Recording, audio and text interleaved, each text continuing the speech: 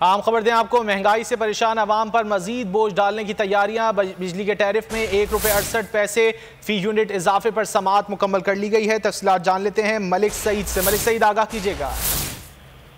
جی، مہنگائی سے پریشان عوام کے لیے 440 ووٹ کا جھٹکا تیار ہو گیا ہے۔ حکومت کی جانب سے بجلی کے بنیادی ٹیرف میں ₹1.68 اضافے کی پر جو نیپرا کی سماعت ہے وہ مکمل ہو گئی ہے۔ اس میں حکومت کا کہنا تھا کہ 185 ارب روپے کی سبسڈی دینی پڑتی ہے۔ گھریلو صارفین کے لیے بجلی ₹1.68 مہنگی کی جائے، جبکہ انڈسٹریل صارفین پر اتنا بوجھ نہیں ڈالنا چاہتے تاکہ وہ غیر مسابقتی نہ ہو جائیں۔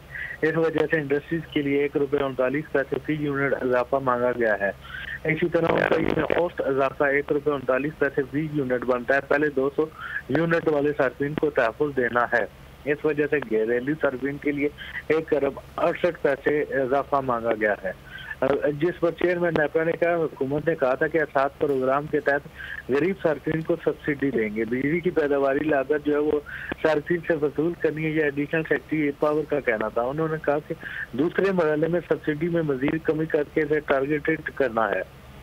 چیئرمین نیپرا کا کہنا تھا اس سے جو شور ہوگا وہ حکومت کو برداشت کرنا پڑے گا۔ آپ کو 300 یونٹ والے صارفین کا غریب لوگوں پر اس کا زیادہ بوجھ پڑے گا، اس لیے بہتر ہے کہ حکومت نظر ثانی کر دے۔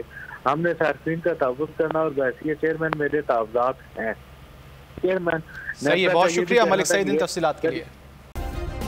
سبسکرائب کریں اور بیل دبائیں تاکہ کوئی خبر رہ نہ جائے۔